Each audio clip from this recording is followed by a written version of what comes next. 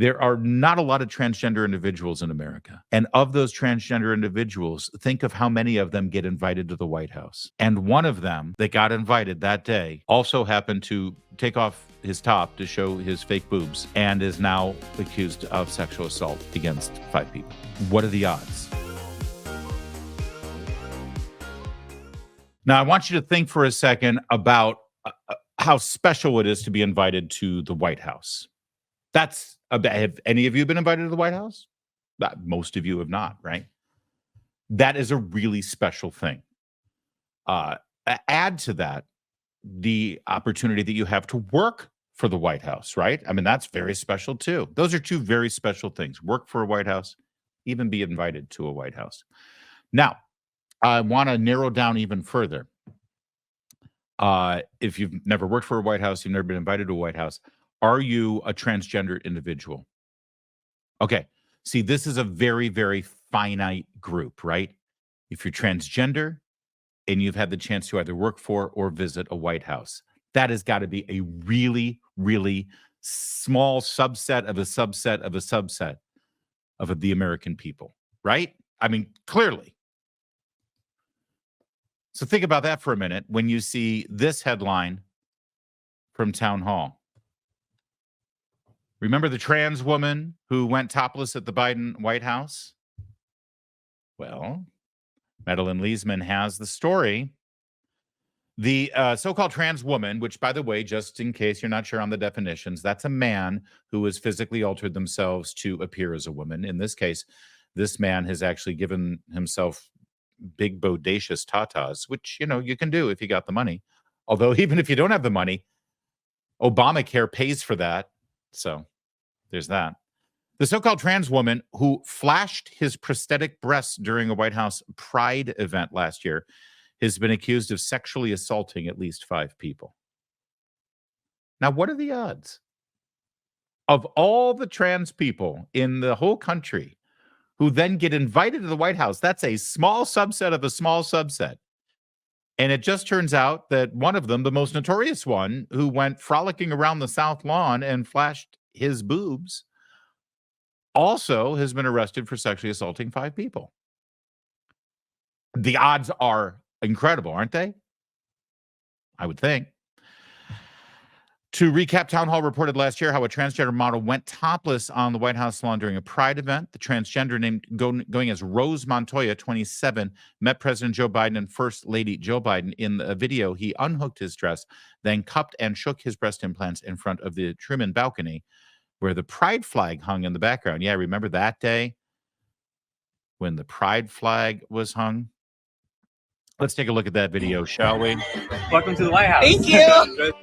Happy Pride Month. Happy Pride Year. Happy Pride Life. Yeah! Transgender children. You are beautiful. You are heard. You belong. You are understood. You are loved. And you belong. One of the bravest and most inspiring people I've ever known.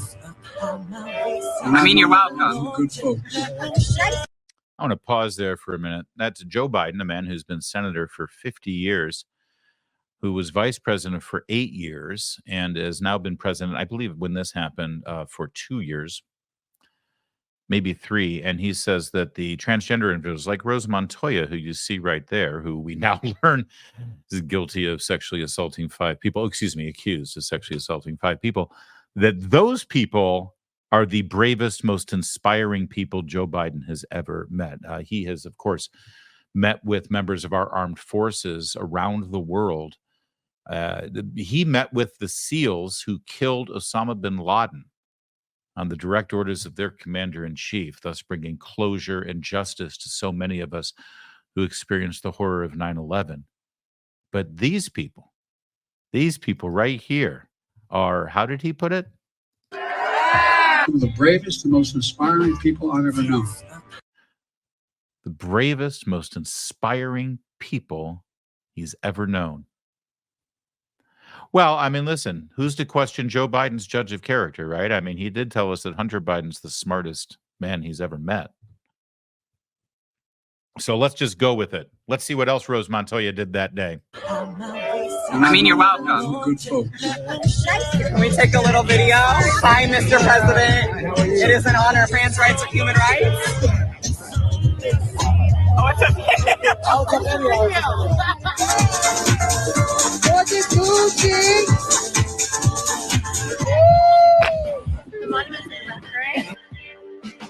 Gay news. Are we topless at the White House?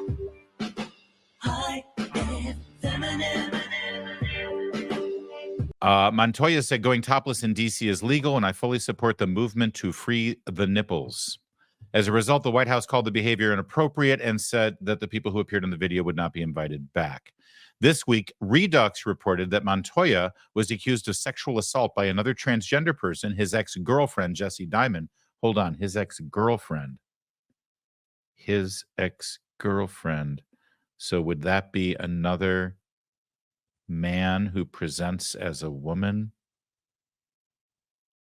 Or see, the whole thing about gender confusion and changing one's pronouns and names, and the fact that we're supposed to call this man with fake breasts a transgender woman. Actually, you're not even supposed to use transgender, just a woman. So it's meant to confuse. It's meant to upend the way normal people would think about normal things or even abnormal things. So when you hear that a transgender woman has a girlfriend who is also a transgender person, does that mean it's another man? We'll never know, I guess. Oh, no, here we go. His ex-girlfriend, Jessie Diamond, who is a female, who reportedly identifies as a man. I should have just finished the sentence. Thank you, Madeline. She's a good writer. She's going to inform us. All right, quoting from Redux. On June 13th, Diamond posted a thread on X accusing Montoya of sexually assaulting her while she was recovering from phallo surgeries.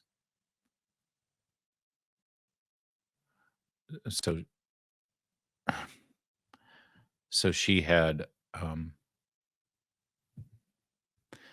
surgeries that attempts to make female genitalia resemble male genitalia. That's a good way to put it. In a video posted to TikTok, Diamond provides screenshots purported to be from Montoya admitting to the sexual assault. Diamond explained on her TikTok that the method of phalloplasty she received was the... Kevin McMahon, our great producer here of The Larry Show on Town Hall. Kevin? You there? Yes. So when you said, hey, we'll just read through Madeline's article and this will be a great segment, and we'll, lay out exactly what happened here, you knew that I was going to have to read all of these things, didn't you? I think it's a wild story. It is a wild story, but you knew that you were putting me in a position to have to say to our vast audience across social media and across all the town hall platforms, semi-rigid rod, which is broken at the base. Have you never used the phrase phalloplasty on the internet before? You have set me up, young man, and I will get you for this. Diamond explained on her TikTok that the method of phalloplasty she received was the semi-rigid rod, which I think it's the Cadillac of phalloplasties. Sorry, Cadillac. Okay, it's the Bud Light of phalloplasties. Is that better?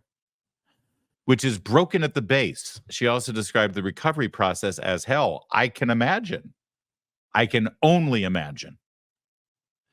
And stated that she was bedridden and had to learn how to walk again. Now, some of us have trouble walking with that. It was during this time when Diamond was particularly vulnerable post-surgery that she alleges the boost by Montoya occurred. I was physically incapable of walking the first 10 plus times that he raped me. I couldn't run away if I tried, and I couldn't afford to stay anywhere else, Diamond wrote in her thread on X. Colin Rugg then picks it up on X, saying trans TikToker Rose Montoya, who went viral at the White House, has been accused of sexually assaulting 5 people. The accusation was made by Jessie Diamond, who shared what appears to be an email from Montoya. I broke your trust and violated you, the email read. Is this the video?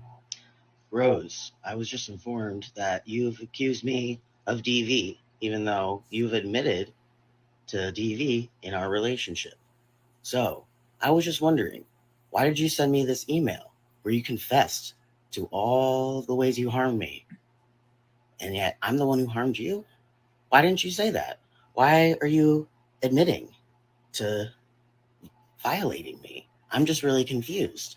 Why aren't you answering all the questions from the trans community? They have a lot of questions right now. They want you to take accountability. You confess right here. Look at what you said. I didn't say that. This is from your Gmail account. I just want you to take accountability for the ways that you've harmed me, my brother, and the others. Okay, so that's Jessie, the female who had phalloplasty. I don't mean to be cruel. If you're a woman and you decide that you're going to live your life as a man, think about all the possibilities you've got in front of you as to what kind of man you're going to choose to look like. I don't know. I wouldn't choose the bald guy, kind of chunky with the beard. In the emails, Montoya reportedly said, "I'm really sorry I broke your trust and violated you, and I'm sorry I forced myself on you." Redux noted that the email address listed in the video and screenshots made public by Diamond matches the email on Montoya's personal website. On Twitter, Diamond claimed that there are at least 4 other confirmed victims. If this surprises you, you haven't been paying attention, said women's sports advocate Riley Gaines. And what Riley Gaines is pointing out and reacting to is that for many of the men who identify as women, including Leah Thomas, who Riley Gaines has firsthand experience with, having to disrobe right next to him in the locker room before their race, there are many of these adult men who actually are sexually aroused by this process of pretending to be a woman. And they're still attracted to women, I'll have you know. And this is just part of it's an identifiable sexual deviation. And I don't mean that in any sort of pejorative way. That's the clinical term for it. That's the story. Now, again, this is the person who went to the White House and met Joe Biden and Jill Biden and then disrobed and flashed in front of the portico that had the transgender flag there in prominence. More prominent, in fact, than the flag of the United States of America. And I go back to the original question. How narrow of a subset is this? You know, there are not a lot of transgender individuals in America. And of those transgender individuals, think of how many of them get invited to the White House. And one of them that got invited that day also happened to take off his top to show his fake boobs and is now accused of sexual assault against 5 people. What are the odds?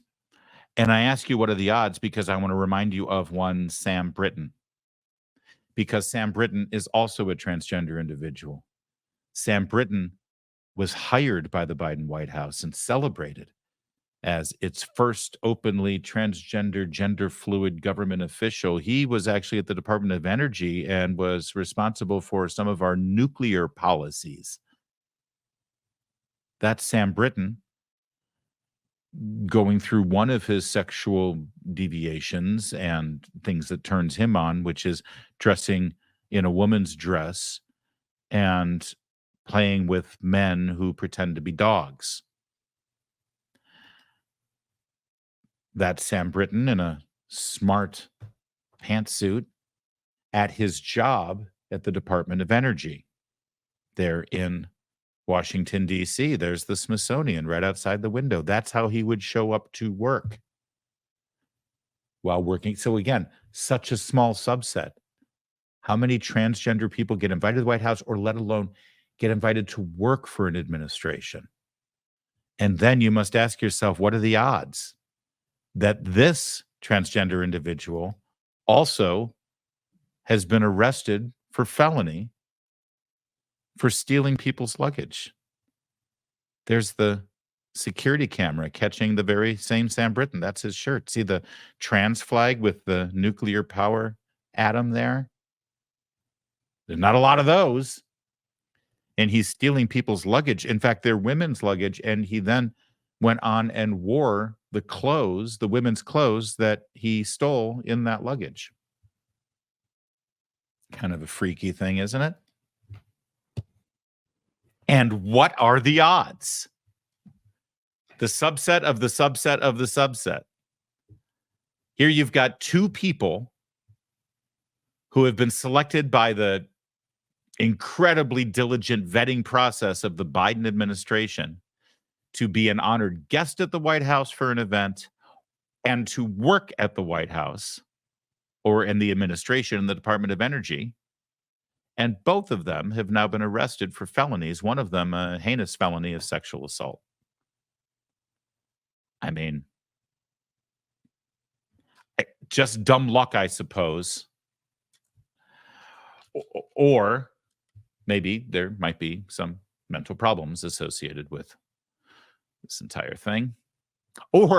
And maybe the Biden administration doesn't really care about the quality of the individuals they surround themselves with. It's just really about them representing a certain subgroup that they can pander to, raise money off of, and then hope to turn into political capital and retain power. I think all those things are true. And I think we can do better.